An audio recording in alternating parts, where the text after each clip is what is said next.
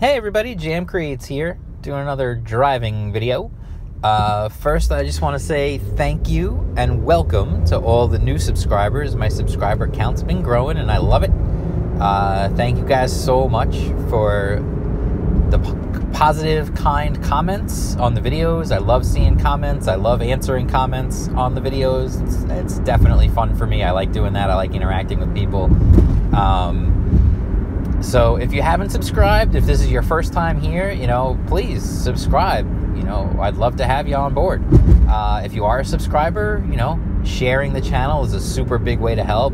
Hitting the like button is definitely a huge way to help the channel and to help the channel grow so we can add more people to our cast of friends we have here. There was at one point where I was contemplating saying counting off new subscribers in every video, but there's no way I could actually do that. It'd be like it would just be kind of weird. It would be like Romper Room, like at the end, I see Johnny and Mario and Tristan, and it's just silly,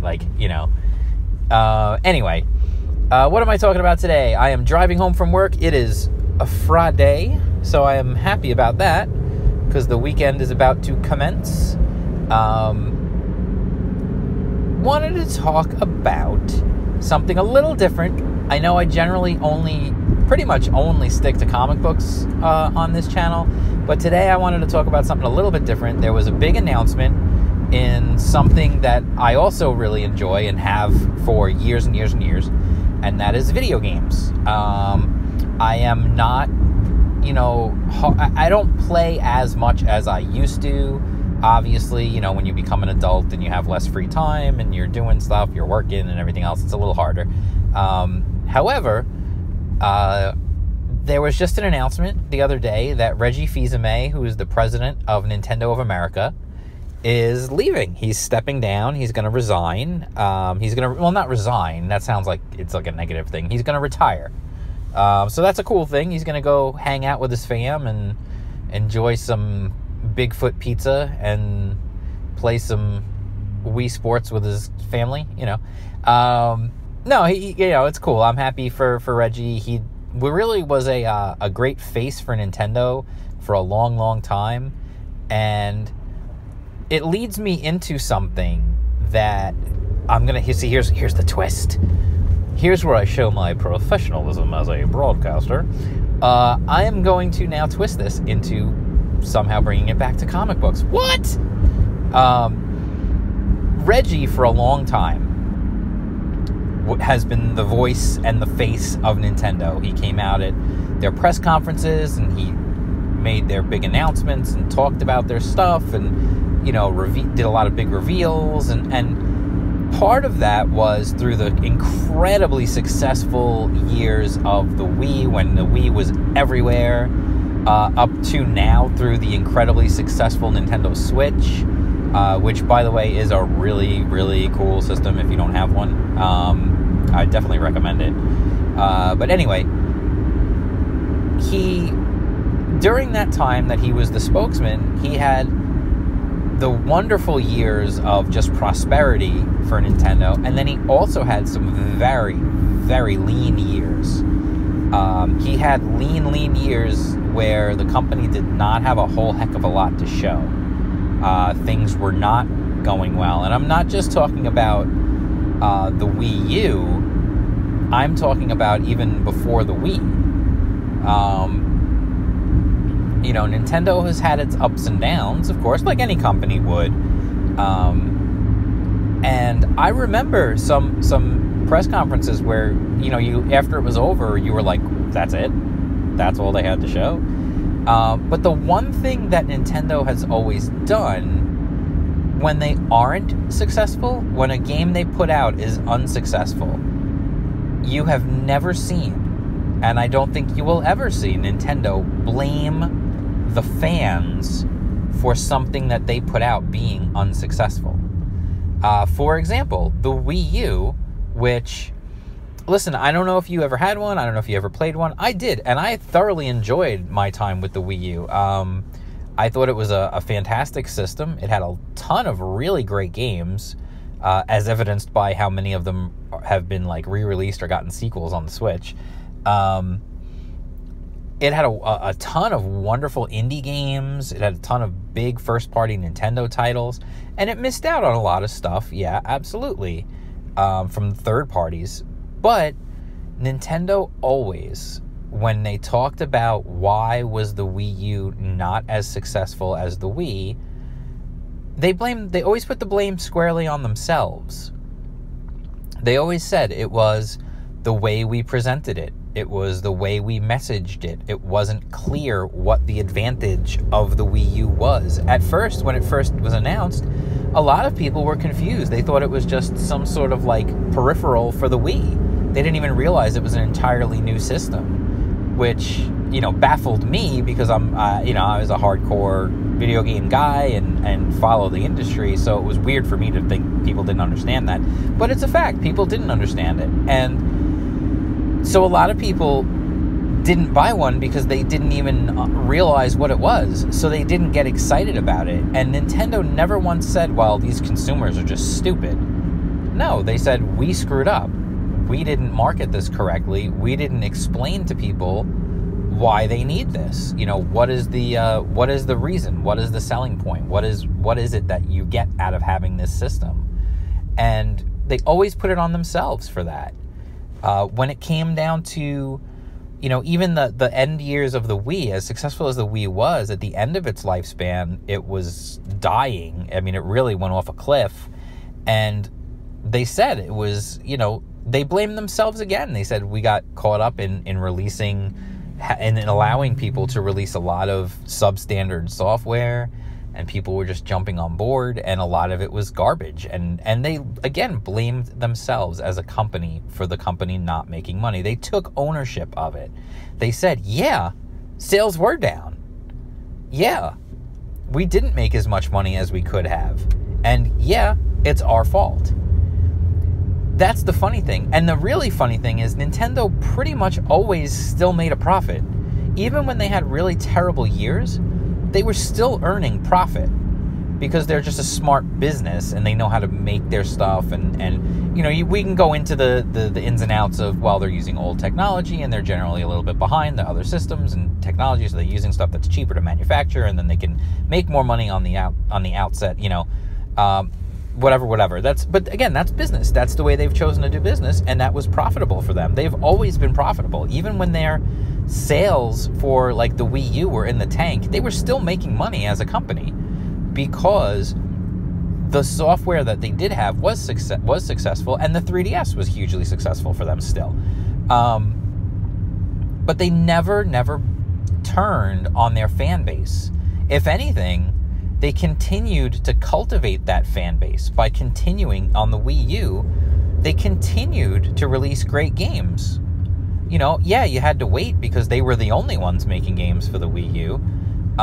So you had to wait between big releases for a long while. And I mean, honestly, every analyst in the world would have told you, don't put out Zelda Breath of the Wild on the Wii U. Just scrap that version. Just put out the Switch version. Make everyone want to buy your new system to play that game. Don't allow people to play it on your old system. What are you doing? But they had promised that was going to be out on the Wii U, and they wanted to make good on that promise for the fans who stuck with them through the lean times.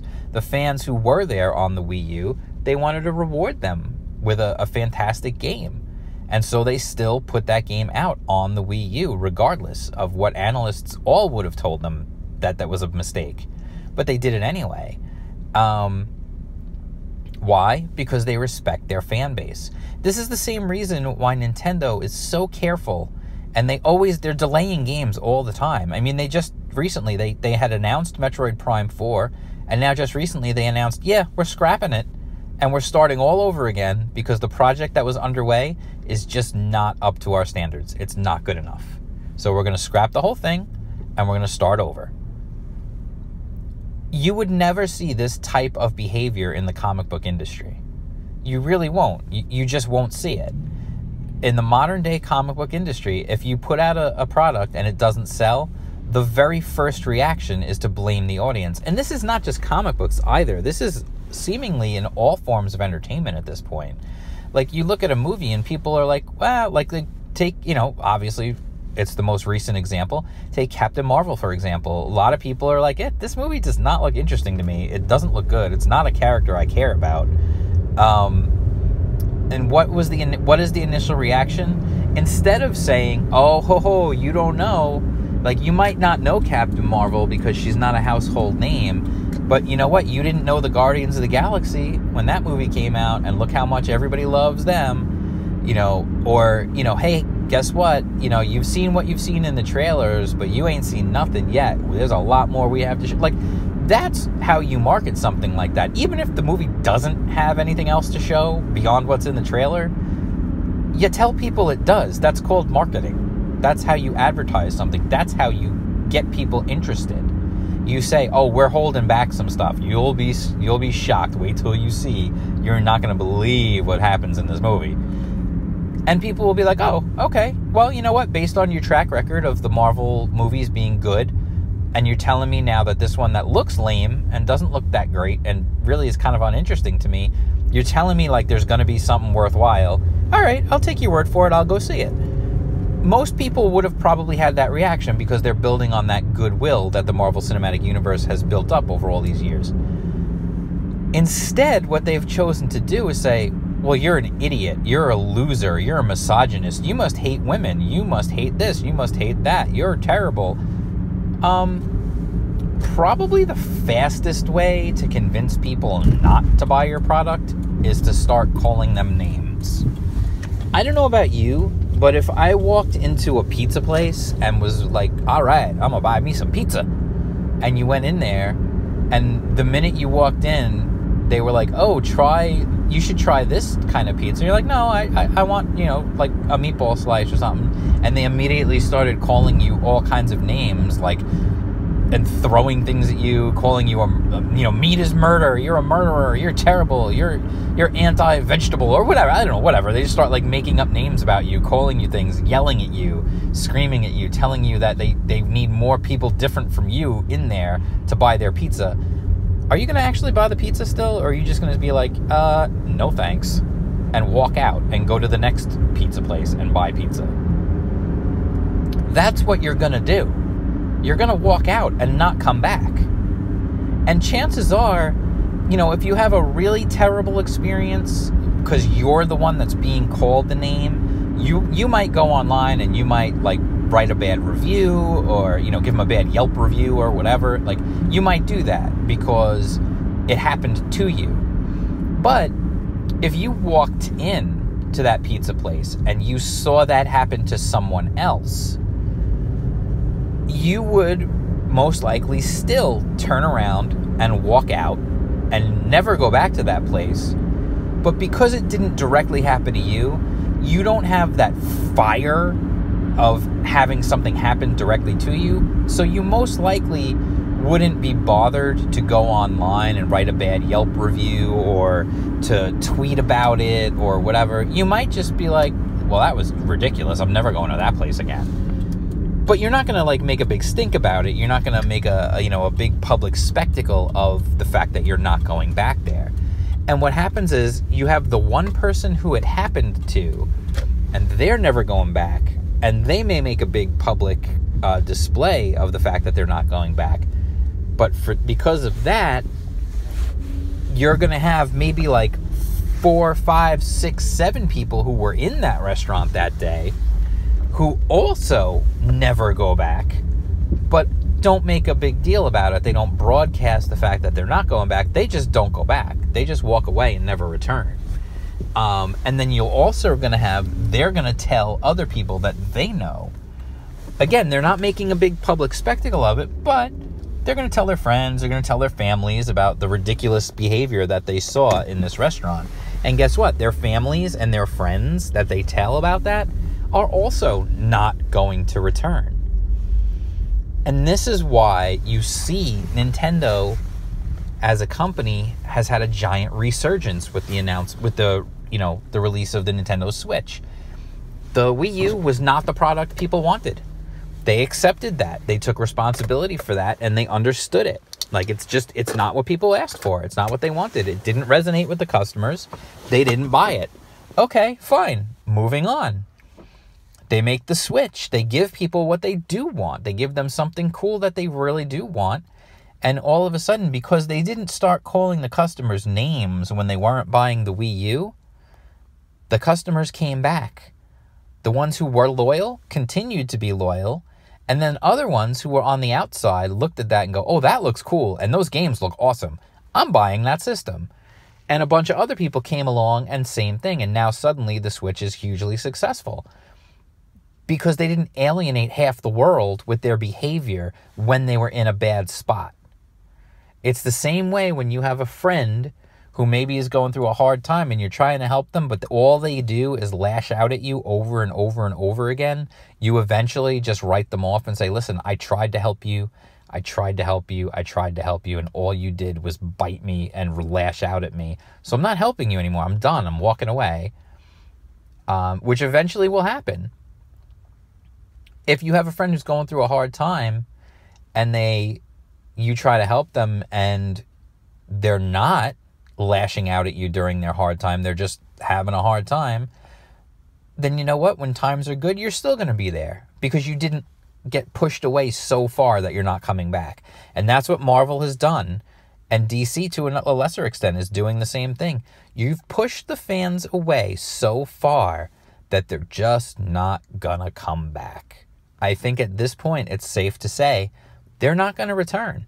So to bring this all back around to Reggie and his announcement of his retirement and the highly suspicious announcement that Doug Bowser will be taking over Nintendo.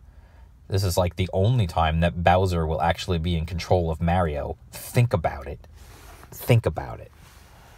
I want to thank Reggie and I want to thank Iwata-san, who, rest his soul, and Miyamoto and the other folks at Nintendo for understanding that at the end of the day, this is still a business and we want to make our customers happy. And that is the ultimate lesson that everyone who is in any type of business needs to learn. So with that, if you like this video, please give it a thumbs up. Subscribe to the channel, hit the bell for notifications, comment away. I love getting into conversations with people. Please feel free, ask me questions, tell me you agree, tell me you disagree. I don't care. Tell me anything. Tell me what your name of your dog is. I'm cool with that. You guys have all met my dog. If you watch my channel, you've seen me walk him. You've seen him in a couple of reviews he's popped up in. Dude, hit me up. Follow me on Twitter. I'm at jam_creates. And I will talk to you guys soon. So that's it for today. I've got more comic book reviews coming up. Feast or Famine #2 review coming. Psycho KO issue 3 review coming. And Exilium issue 3 coming. I am going to check my mailbox and see if my copy of Lone Star or my copy of Graveyard Shift has arrived yet. I am going to be checking every day, eagerly anticipating their arrival. And I will do unboxing videos of those for sure. Plus reviews after I've read them. So that's it. I'll talk to you guys soon. Have a great weekend. I'm still going to be posting over the weekend, so just, keep it locked. Keep checking out the channel, and I'll talk to you guys soon. Peace out.